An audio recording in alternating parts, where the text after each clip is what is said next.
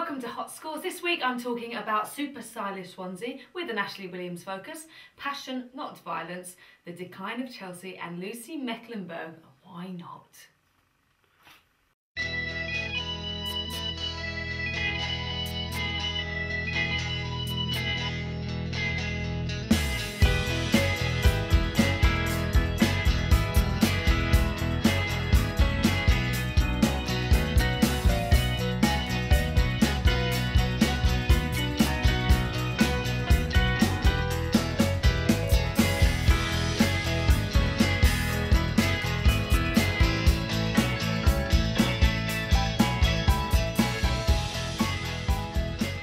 I'm one of these people who tends to like a team according to their manager and their style of play.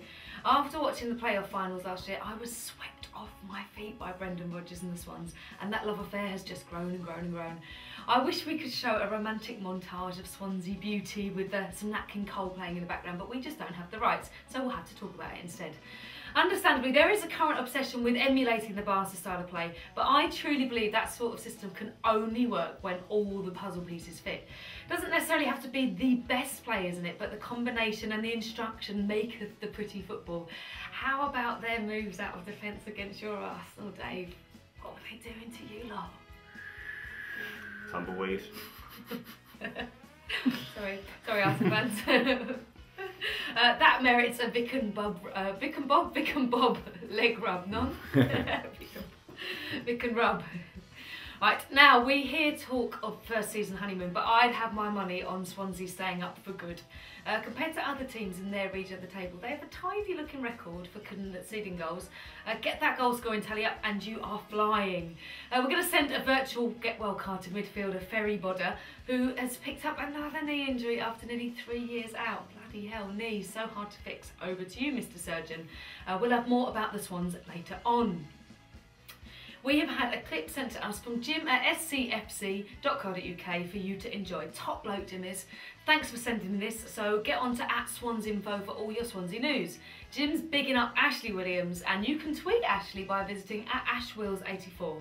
I'll also be writing a little piece for the website scfc.co.uk, so it's all white this week. I'm Jim White, and I'm the owner of www.scfc.co.uk, one of the leading Swans fans websites. So I've been asked to do a video about my favourite player basically in the past and favourite player in the future, and tell me what I love about Swansea. Well, my favourite player of the past is no doubt there was a guy that I grew up watching football with. It was a guy called Robbie James, who unfortunately passed away a few years ago. A true gentleman and an absolute legend in midfield, and I wish to goodness I could have seen Robbie play more often than I did, but unfortunately I was a bit young at the time to remember him, but a great driving force in Swansea's midfield. My favourite current player, probably a guy called Ashley Williams, our centre half at the moment, an absolute legend in the way in which he plays. Has played 160 consecutive games for us and is a rock, and unfortunately in my mind is the heartbeat of what we do and is everything what epitomises what's good about Swansea at the moment. From a third perspective, what I love about us at the moment is the way in which we're doing things in the right way. We're playing football in the right way, we've managed our club in the right way, and we've got a great manager and a great set of fans that continue to back us. So that's me, Jim White from SCFC, and hopefully we'll continue to see Swansea progress in the next few years. Cheers. Now, we've known for some time that it's not all pretty at Stamford Bridge. I know some fans are grateful for the 3 titles and blah blah blah blah, but what good is it all now that Roman Abramovich seems dead set on milking the life and soul out of the club? You can't have a merry-go-round of managers and knee-jerk signings and expect everything to be going hunky-dory. Signing Torres, sacking Carlo, 2 clear markers in the CFC downfall for me. It's a shame to have seen so much money go down the pan when there are starving children in the world. And he's invested all his own money. He got involved with football, which he clearly knows nothing about, and you know, following his lead, Chelsea on a downward spiral.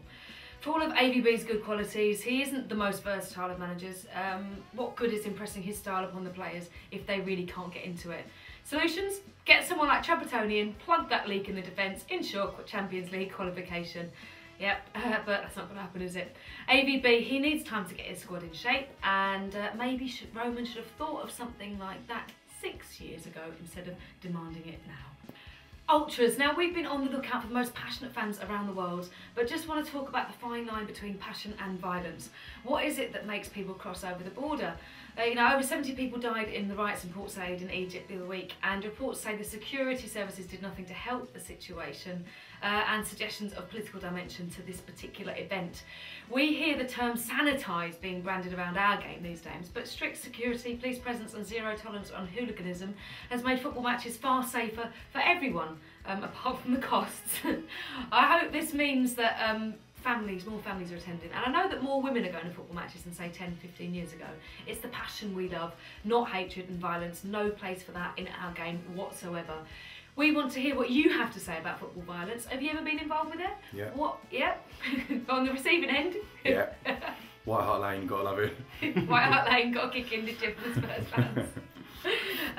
But what's the driving force? Is it alcohol? Is it just like mob mentality? Want to know your views on this particular subject, David? Oh, me? Yeah. I don't think you'll ever get rid of it. It's tribal nature's men. But do you think it's like, do they just get tanked up and they're like, have a go with it? I just think some men need, I think a lot of men are very insecure. People deal with it in different ways, and most football firms that I've met, geezing football firms, most of them are quite insecure people. So it's just, it makes them feel like they belong to something. Feel valued, like yeah. Jimmy and Quadrophenia. Yeah. A lot of men like a war, unfortunately. Yeah. They certainly do. God, I wish the world was run by women. So we're going to pay homage to this next week's Ultra Focus. This will be this mighty St. Pauli of Hamburg. They're certainly keeping it real. Now, Twitter is alight with Arsenal fans sharing and drowning their sorrows, and I think Ian Wright sums it up well. All we've ever needed is some class players to go with our young talent. That's what Ian Wright said, not me. I agree with him completely. I'd say English representation in the Champions League, it's pretty sorry this year, isn't it, compared to past years. And there's been a massive shift in the amount of goals conceded and scored in the Premier League this year. What good is sodding about with the ball out of defence if you're not going to score goals and concede more because you're simply not been trained long enough to do it? Come on, Dave. Your sorrows about Arsenal. Picking at you this week, isn't I? Like I said to you yesterday, I refuse to answer any more questions. I didn't see it. Yeah, do you think? You can't watch him anymore. Well, the only person who's surprised about it is Wenger. Everyone else has been telling him that this is the situation, this is what's going to happen, and I think it's a case of Emperor Nero syndrome. And I'm actually, I told you about that. I'm going to do a big bed sheet with Nero on it for the Tottenham game. So if you see that. Yeah, Nice. we'll spot you out. But it's funny, everyone was getting excited about the Europa League last night. They're going, because United are playing, they're all going, absolutely, it's the Europa League, isn't it? Yeah. I don't watch European football anymore. No, you don't. You won't be watching European football for a while. I won't be for next year either, no. No. But as a Liverpool fan, you probably know that already. Yeah. Closest I get to Europe is, well, when pretty you much go on holiday to visit your nan. Now, a couple of weeks ago, our David... Oh, bloody hell. He upset one of our local, it's not local actually. I'm not. It's not. Actually, he's waiting outside for you now. Surprise, surprise. We're going to bring him in. Our loyal viewers, GHTT_, he called him a chav. He did. And he wasn't very happy about it. He's quite polite in telling me that he wasn't happy about it. I tried to apologise on the YouTube. Yeah, Raoul I tried. apologised to him. I did. But I must have touched a nerve or something, because like, he doesn't, he's not, his face isn't on there. No. He's just, I don't know him, take it with a bit of pinch of salt. Right, anyway, come down here and I'll buy you a pint, just don't wear your tracksuit. David's punishment, the next time I'm in the pub with Dave, I'm going to get him to drink a double Baileys and grapefruit juice mixed together. Brilliant. There you go, have some of that.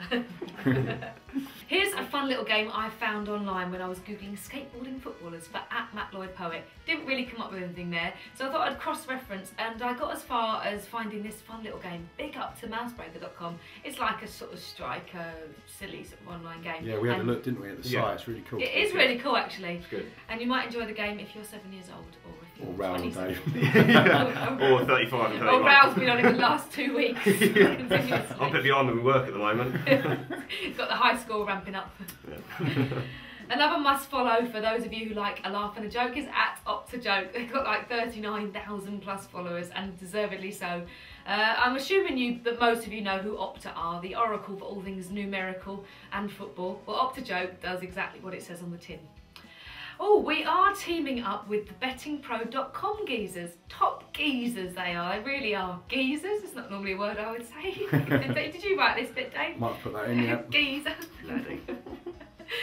Just sorting out where to place the final goalposts, but there will be a market bursting free offer for all y'all to line your pockets.